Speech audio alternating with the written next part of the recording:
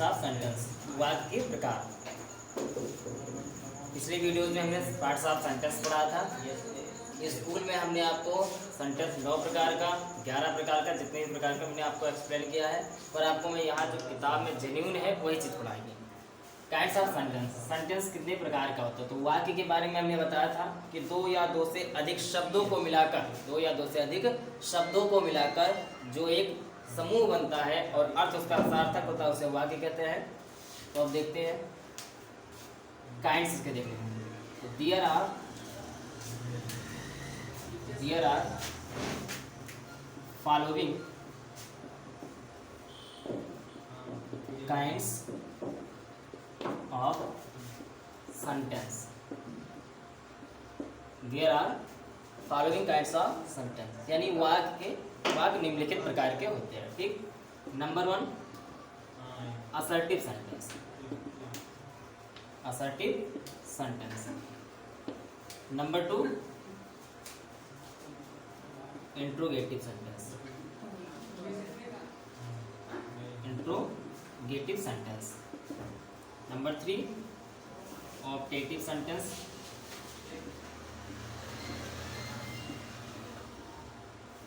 Number 4 imperative sentence.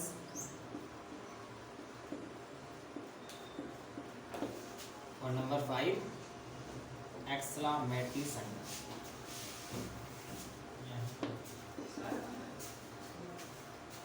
पांच प्रकार के सेंटेंस होते हैं।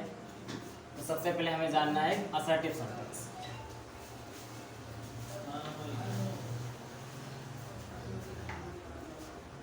असर्टिव सेंटेंस यानी साधारण वाक्य, साधारण वाक्य, एकदम सिंपल वाक्य, साधारण वाक्य। ये 2 प्रकार का होता है। एक पहला होता है अफर्मेटिव, नंबर 2 निगेटिव। अफर्मेटिव स्वीकारात्मक वाक्य, यानी इसमें हमेशा सकारात्मक थिंकिंग होती है और इसमें नकारात्मक थिंकिंग होती है।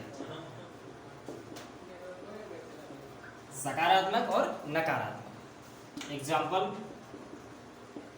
आई एम डॉक्टर, सकारात्मक बातें हैं। नकारात्मक ये निगेटिव वाक्य आपका हो जाएगा, I am not a doctor.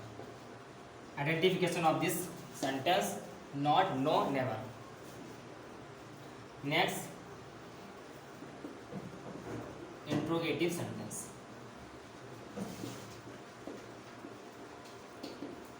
I told you in previous that interrogative sentence, there are 2 parts of interrogative sentence.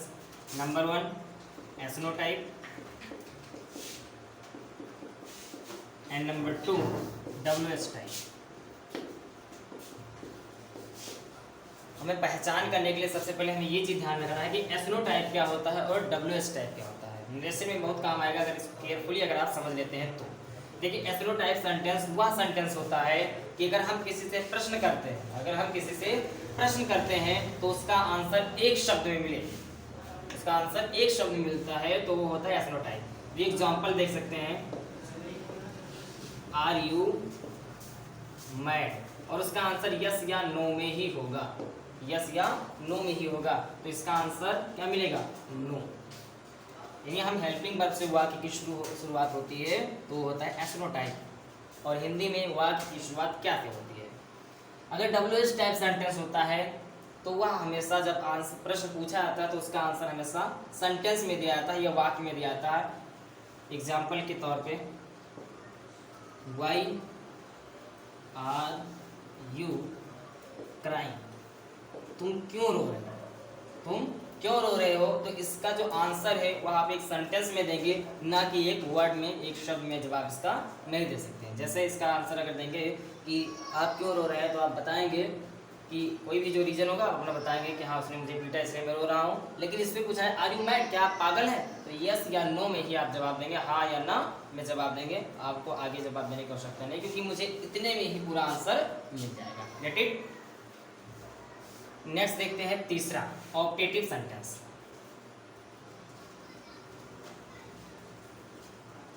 Optative sentence. Optative sentence, I told you that always time in the optative sentence appears of the wish. यानी जो optative sentence होता है उसमें हमेशा wish की जाती है, यानी इच्छा प्रकट की जाती है. ऑप्टेटिव सेंटेंस में हमेशा इच्छा प्रकट की जाती है, इसीलिए इसे इच्छा सूचक वाक्य कहा जाता है. इसमें 3 चीज़ें आपको याद रखना है. अगर हम किसी को विश करते हैं, जैसे उसका बर्थडे है या मैरिज एनिवर्सरी है, तो हम बोलते हैं हैप्पी मैरिज एनिवर्सरी, या कुछ भी जो भी हो विश करते हैं. या किसी को आशीर्वाद देते हैं, किसी को आशीर्वाद देते हैं, या किसी को श्राप देते हैं, कर्स. किसी को श्राप देते हैं या आशीर्वाद देते हैं या अपनी इच्छा व्यक्त करते हैं, किसी को विश करते हैं, तो वो होता है ऑप्टेटिव सेंटेंस.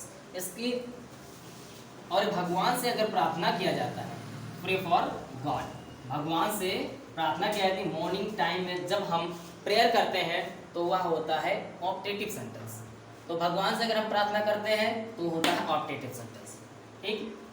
दूसरी बात, इसमें मेन इंपॉर्टेंट चीज याद रखने वाली चीज है कि ऑप्टेटिव सेंटेंस हमेशा बहुवचन होता है. सॉरी, ऑप्टेटिव सेंटेंस का जो वर्ब होता है वो हमेशा बहुवचन होता है. ऑप्टेटिव सेंटेंस का verb always time in plural. यानी ऑप्टेटिव सेंटेंस जो होता है वो हमेशा बहुवचन में होता है, कभी भी सिंगुलर में नहीं होता है. यानी जो उसका वर्ब होता है, याद रखिएगा. सपोज दैट लिखा है काश वह राजा होता, काश वह राजा होता. पास्ट टेंस है, आपको पता है ही के साथ वर का प्रयोग कभी नहीं किया जाता. But I told you that कि ऑप्टेटिव सेंटेंस का जो हेल्पिंग वर्ब हो या मेन वर्ब हो हमेशा प्लूरल में होता है. तो हम बनाएंगे I wish comma he were a king. He के साथ यहाँ पे वर का प्रयोग किया जाएगा, ये प्लूरल में हो जाएगा, क्योंकि जो ऑप्टेटिव सेंटेंस होता है वो इच्छा व्यक्त करता है, इसलिए इसके साथ हमेशा मेन वर्ब हो या हेल्पिंग वर्ब हो हमेशा प्लूरल में प्रयोग किया जाता है. नेक्स्ट देखते हैं.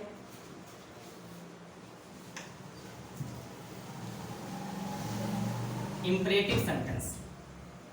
इंपरेटिव सेंटेंस सबसे ज्यादा इजी है. इंपरेटिव सेंटेंस, इसकी पहचान यही है कि यह हमेशा मेन वर्ब से शुरू होता है. यह हमेशा किससे शुरू होता है? मेन वर्ब से. यानी जो मुख्य क्रिया होती है मेन वर्ब, मेन वर्ब से इस वाक्य की शुरुआत होती है. वाक्य की शुरुआत किससे होती है? मेन वर्ब से होती है. और दूसरी बात ये याद रखना है, इसका जो सब्जेक्ट होता है, सब्जेक्ट हमेशा छिपा होता है. क्या होता है? छिपा होता है, हिडन होता है. लेकिन रहता क्या है? सब्जेक्ट यू होता है. सब्जेक्ट क्या रहता है? यू रहता है, जो कि ऑलवेज टाइम छिपा होता है, हमेशा छिपा होता है. इसका सब्जेक्ट, इंपरेटिव सेंटेंस का जो सब्जेक्ट हमेशा छिपा रहता है, और रहता क्या है? यू रहता है. हम एक्टिव से पैसिव वर्ब में चेंज करते हैं तब इसके सब्जेक्ट की आवश्यकता पड़ती है, तब हम इसका प्रयोग करते हैं. Otherwise don't use of this sentence of the subject. इस सेंटेंस के सब्जेक्ट का प्रयोग करना था कहीं नहीं किया जाता है. चलिए देख लेते हैं इसमें होता क्या है. इंपरेटिव सेंटेंस की हिंदी होती है आदेशात्मक वाक्य. ठीक. इसमें 3 चीजें होती हैं. किसी को ऑर्डर देते हैं, यानी किसी को हम आदेश दे सकते हैं. दूसरा, किसी से हम प्रार्थना कर सकते हैं, या किसी को हम सलाह दे सकते हैं. एडवाइस, ऑर्डर, रिक्वेस्ट, एडवाइस, 3 चीज की जाती है. अगर हम किसी पर्टिकुलर व्यक्ति से प्रार्थना करते हैं तो रिक्वेस्ट करते हैं तो वो इंपरेटिव सेंटेंस होता है. किसी को आदेश देते हैं तो वो भी आपका इंपरेटिव होता है, या सलाह देते हैं तो भी आदेश. जैसे ऑर्डर हो गया, कम हियर, यहाँ आओ.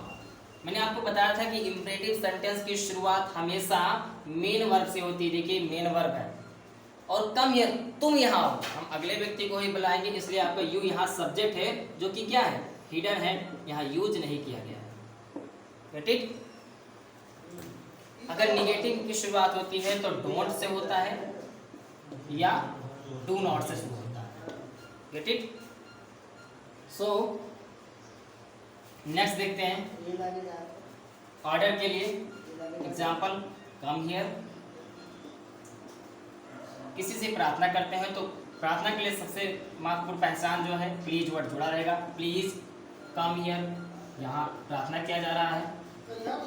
और हम किसी को सलाह देते हैं, जैसे हमने कहा take the medicine on time, समय पर दवा ले लो, ये हम सलाह दे रहे हैं, यानी ये आपका एडवाइस हो गया और ये आपका रिक्वेस्ट यानी प्रार्थना हो गया। Get it?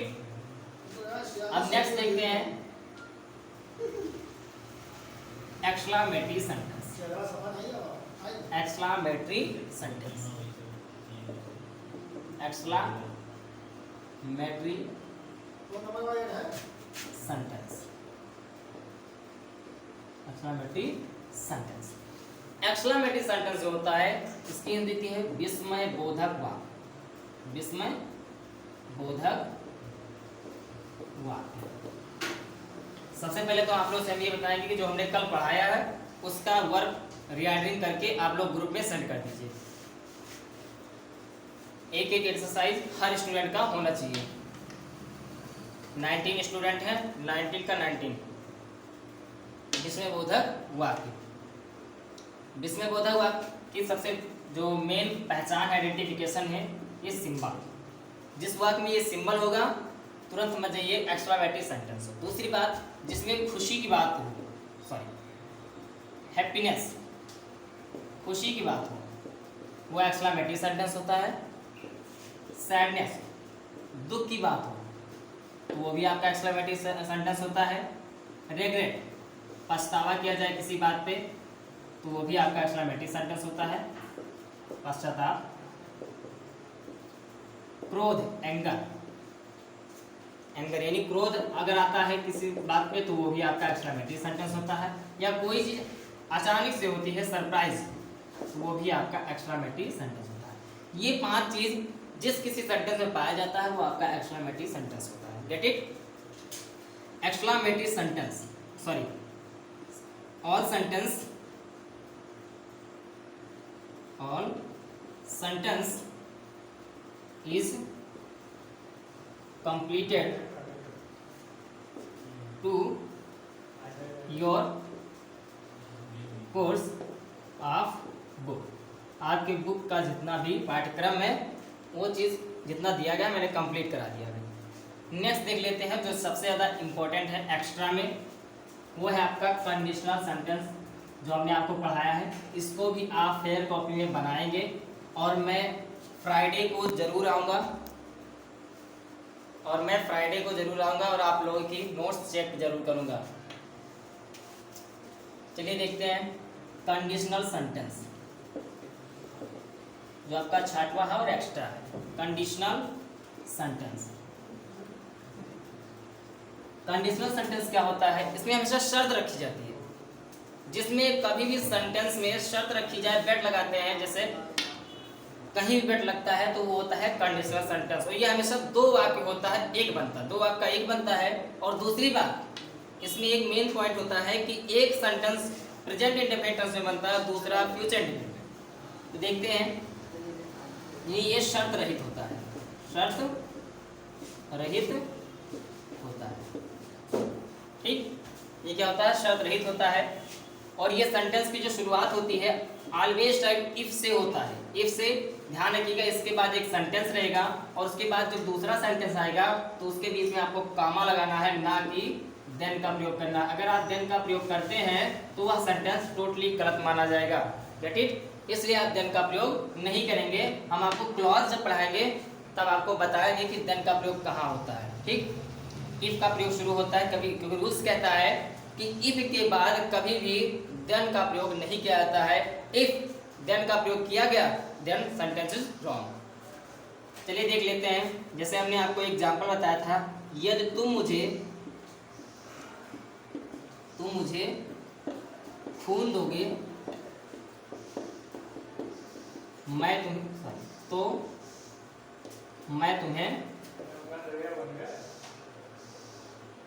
मैं तुम्हें आजादी दूंगा।